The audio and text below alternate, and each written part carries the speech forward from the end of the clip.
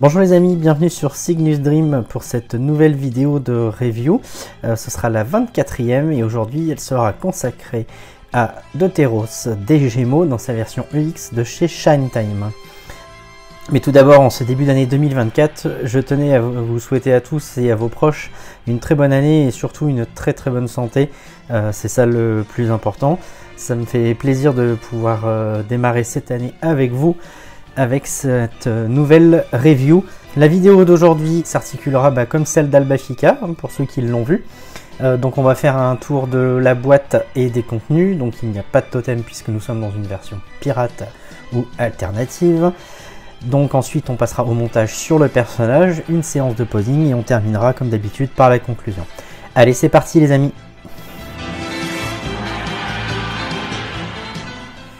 La boîte, alors on retrouve la charte graphique utilisée avec la boîte d'Albafica des poissons, c'est-à-dire une boîte noire avec écrit en doré le signe, donc ici Gemini, une petite illustration des Gémeaux et des petites engelures dorées autour.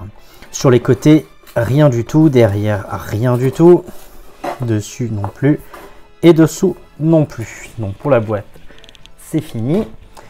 Au niveau du contenu, on a 2 blisters et 3 sachets. Alors, le premier blister, ici, va contenir le corps du personnage avec les pieds sur les démontés sur les côtés. Nous aurons les genouillères, les jambières, les cuissardes, les brassards, les avant-bras, pardon, les épaulières, le corset et le casque. Le deuxième blister va contenir la chevelure pour le personnage non casqué, la cape en PVC, la pièce pour fermer le dos si on ne met pas la cape, le plastron et la jupe.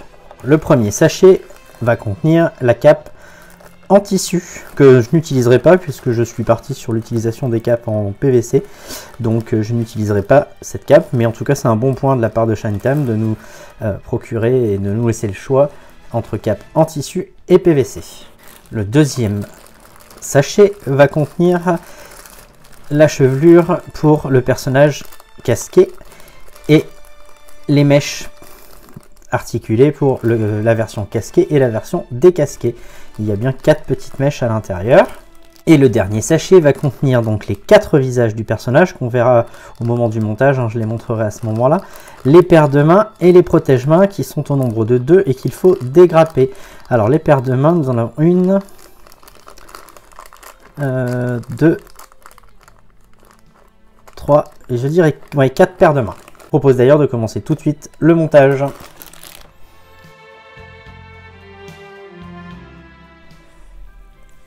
Alors nous voici pour le montage. Alors j'ai sorti le corps. Alors le corps, donc on est sur un corps EX, donc de chez ShineTime. Donc en général ils sont pas trop mal. Des fois il y a des petits problèmes de solidité, donc il faut quand même faire attention. Alors le bras plutôt rigide, pas trop rigide, hein. Ouais, non, c'est assez souple au niveau de la boule du bras. Ce qui est peut-être pas un mal parce que j'ai vu que certains avaient des problèmes de casse, donc au moins moi ça va. Là c'est beaucoup plus rigide, hein. On l'entend, ça grince, donc il va falloir faire attention avec ce bras. Les coudes, c'est très rigide. Oui, ça c'est très rigide. Oh là oui, c'est très rigide, hein. Difficile de les plier. Là moins, ça va. Les boules pour tenir les mains, oh oui ça va. Alors au niveau des jambes, alors pour les jambes ce que je vous propose c'est qu'on lui mette les pieds. Donc là on a bien l'articulation, là ça va, et le buste bouge aussi. Alors au niveau des jambes, donc pour regarder on va lui mettre les pieds et on va dire tout de suite ce que vaut le corps. Alors les pieds donc qui ne sont pas montés sur la figurine de base. Alors on sent que le plastique de la jambe est très souple, hein. On n'a pas le problème qu'on avait sur Albafica où le plastique blanchissait quand on lui mettait le pied. Mais les pieds sont très difficiles. Alors là au moins on n'a pas les pieds qui tournent, hein. Les pieds sont très difficiles à mettre.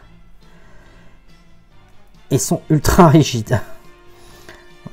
Là, les pieds, voilà. Alors, on n'aura pas le problème qu'on avait sur Milo. Alors, au niveau de l'entrejambe, qu'est-ce que ça donne? Ouais, ça m'a l'air un peu souple au niveau de l'entrejambe. Par contre, le genou ne bouge pas. En tout cas, la partie basse. Non, ça va. Le genou, ça va aller. Et l'autre... Non, ça bouge pas. Bon, on est sur un corps moyen. Voilà. Plutôt même moyen bon, hein, si on prend les critères Bandai actuels. Plutôt moyen bon. On continue les Gold Lost Canvas. Donc avec aujourd'hui Deutéros des Gémeaux pour faire suite à Albafica. Et ils ont déjà annoncé Manigoldo du Cancer. On va commencer par la cuissarde. Alors, Deutéros, on va lui faire une petite présentation rapide. Donc c'est le chevalier des Gémeaux. C'est en fait le frère cadet du véritable chevalier des Gémeaux qui était Aspros. Donc qui vivait au départ masqué, puisque la loi du sanctuaire interdit les jumeaux.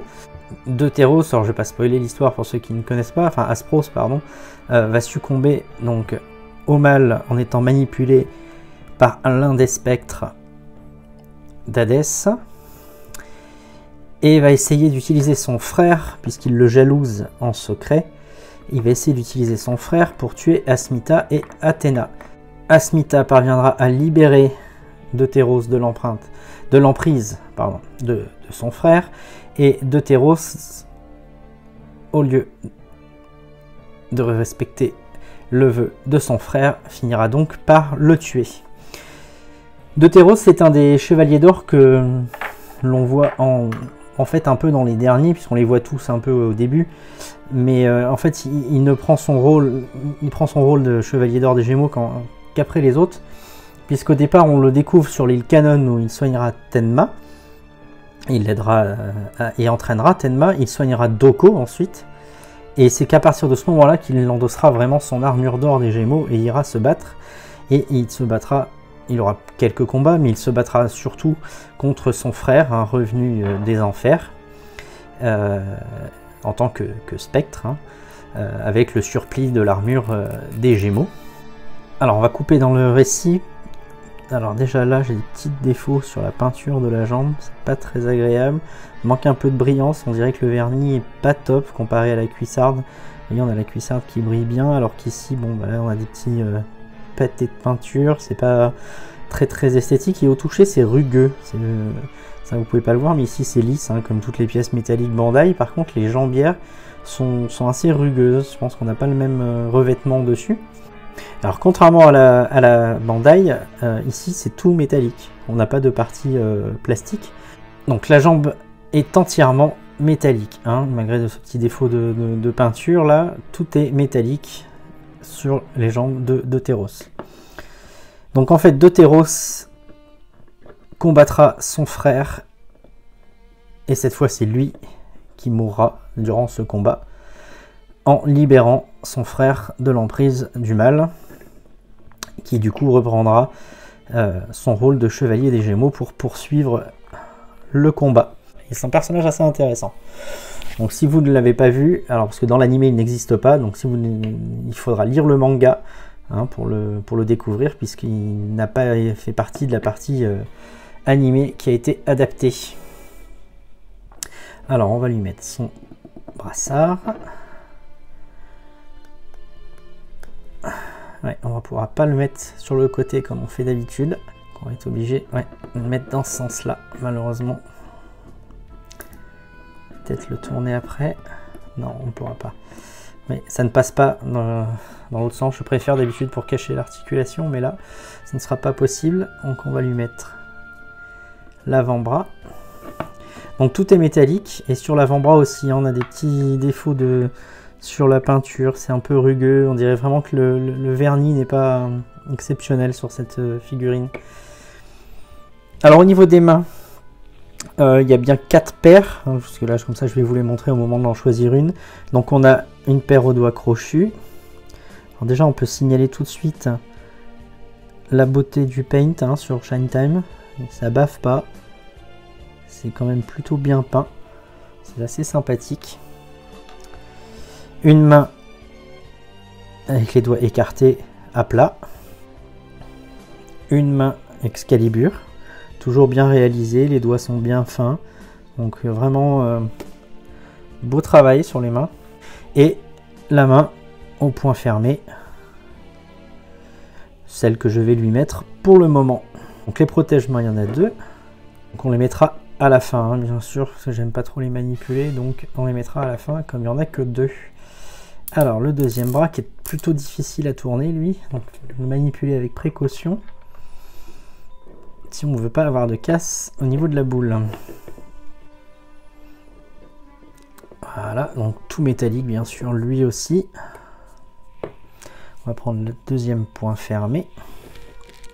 Donc comme pour Albafica, je vous ferai une pause avec le casque et une pause. Et le reste des pauses sans, puisque sur mes Lost Canvas, je pense qu'ils seront plutôt exposés sans les casques. Donc comme pour Albafica, j'aime le style épuré de l'armure qu'on peut trouver dans Lost Canvas, la couleur. C'est vraiment une série que j'espère que Shine Time va terminer, parce que j'aime beaucoup leur style et jusque-là le travail qu'ils ont fourni. Je sais qu'MST annonçait aussi un Deuteros, alors moi j'ai choisi le Shine Time pour coller justement avec le Albafica. Et puis je n'ai pas aimé la couleur du MST, qui se rapproche plus pour moi de la couleur anime Saint Seiya voilà, classique. Et surtout les visages sont pas beaux, je vais vous montrer ceux-là qui sont quand même plutôt pas mal. Et voilà, les visages sont pas beaux pour moi. Alors le corset, donc comme pour Albafica, contrairement à Bandai ici, on n'a pas les accroches visibles, donc ça c'est plutôt pas mal. Donc on va lui mettre la jupe maintenant. La jupe, on va en parler, donc toute métallique. Donc ici on a la partie avant qu'on vient venir déboîter. Voilà, voilà. Donc en fait c'est accroché à la fermeture que vous venez clipser après, voilà, dans les 2 petits trous à l'avant. Et alors au niveau de l'arrière de la jupe, bah, cette pièce-là n'est pas raccord avec le style animé, avec le style de Lost Canvas, pardon.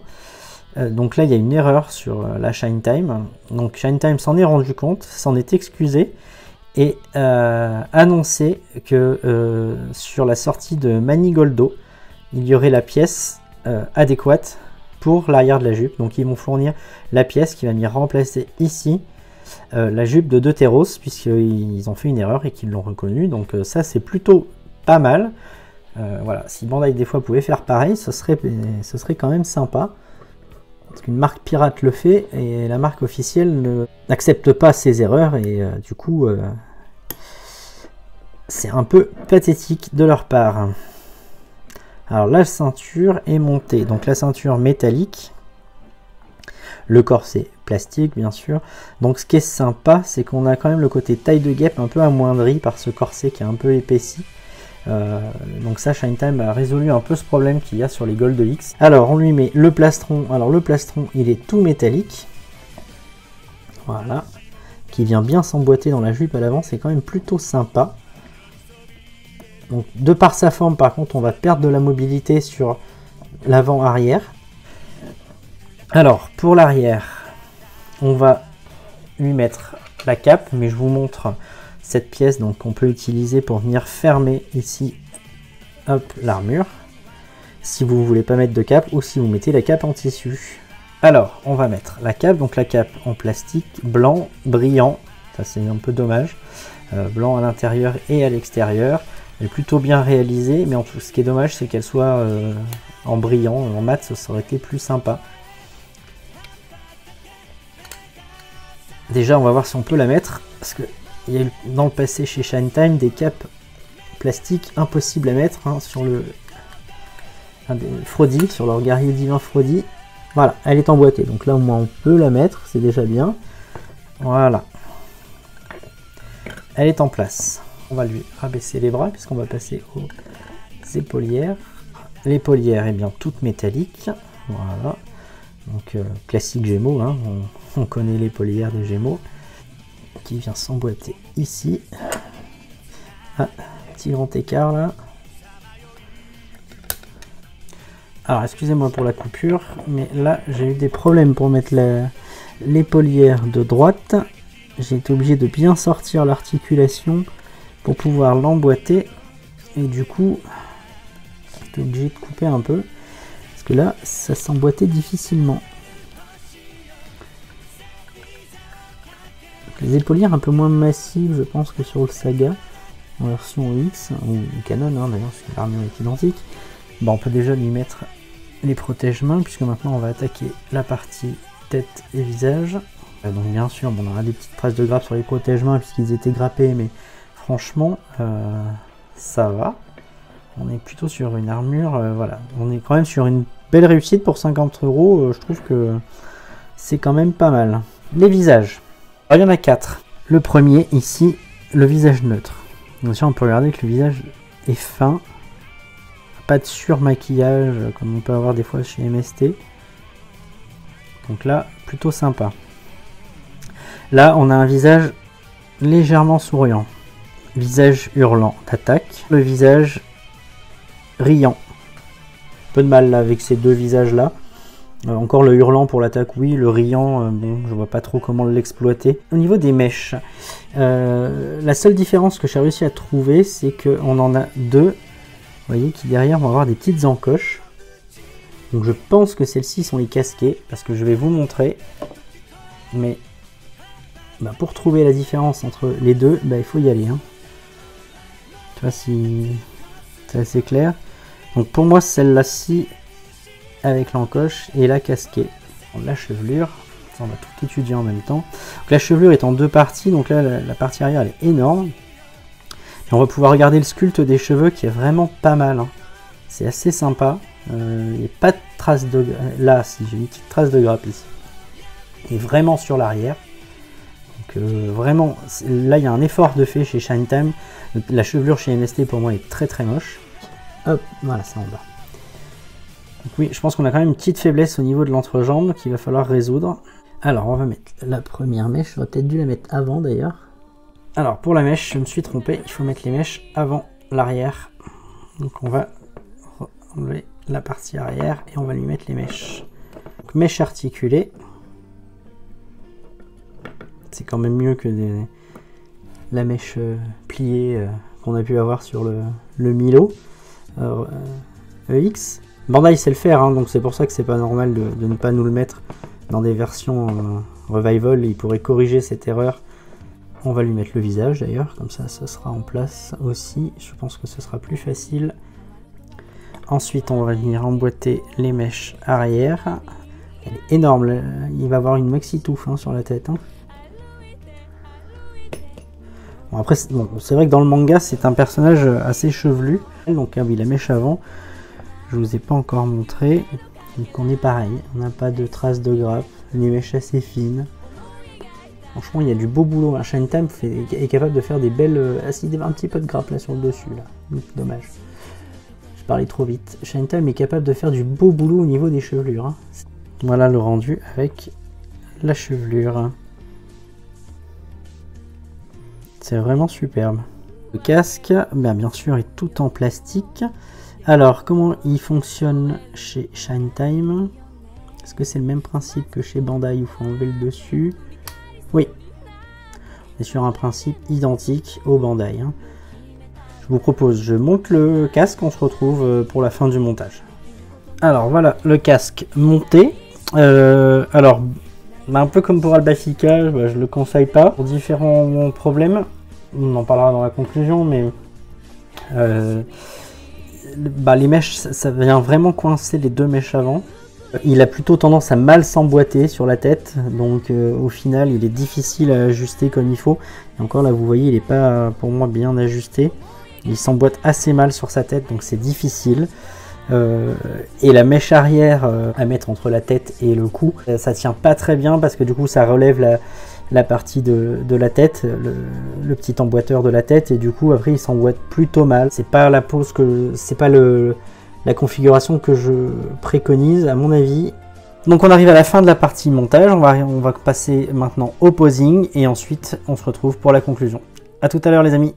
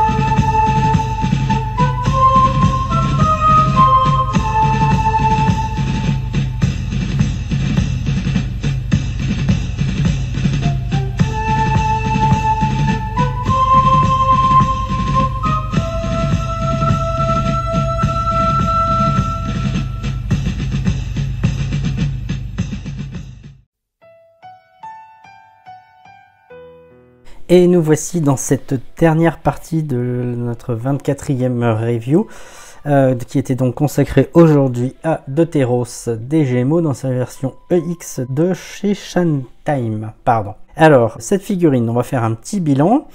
Dans les points positifs, le rendu global, voilà, je trouve superbe. La finition est quand même pas mal, beaucoup de pièces métalliques, très peu en plastique. La qualité des pièces, elle est là, je trouve.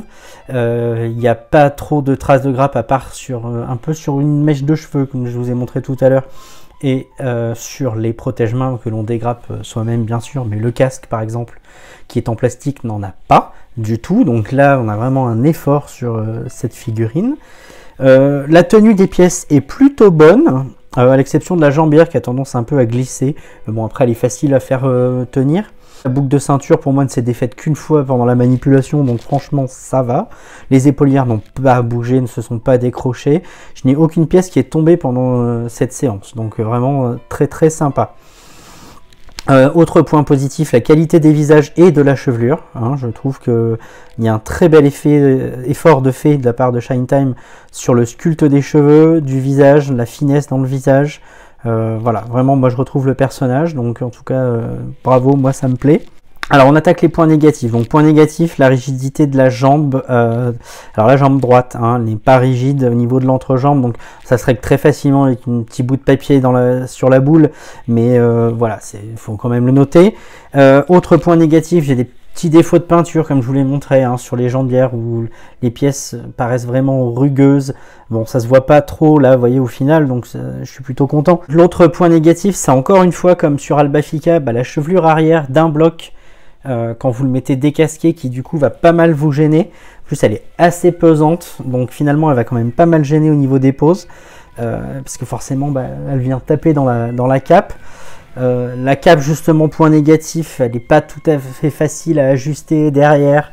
Au niveau des trois pans on a du mal à les faire coller entre eux, donc ça c'est un peu dommage aussi. Et sinon je pense qu'au niveau point négatif c'est tout. Oui, alors au niveau des visages, pourquoi avoir mis un hurlant et un riant, c'est qu'ils sont un peu trop proches peut-être, il n'y a pas eu une grande recherche dans les visages sur ce Deuteros. Par contre l'autre point positif que j'ai oublié de vous dire, c'est quand même que Shantime va rectifier son erreur dans le suivant, donc dans Manigoldo, comme je vous l'ai dit tout à l'heure. Shantime va fournir la pièce pour l'arrière de la ceinture, la bonne pièce. Donc quand je recevrai le Manigoldo, on regardera ça ensemble bien sûr pour voir ce que ça donne, mais vraiment bon point pour Shantime de rectifier son erreur. On arrive à la fin de cette vidéo, donc comme d'habitude, si elle vous a plu, n'hésitez pas à liker, commenter et vous abonner à la chaîne et à la page sur Facebook si vous voulez aussi. Ça fait toujours plaisir et ça aide à faire vivre la chaîne parce que comme ça aide dans le référencement YouTube. Je vous souhaite une bonne journée, encore une fois une très bonne année à vous et à votre famille, une bonne santé à tout le monde pour cette année 2024. On espère plein de belles mid-closs officielles ou non, la preuve. Et on se retrouve très bientôt pour une prochaine review. Ciao!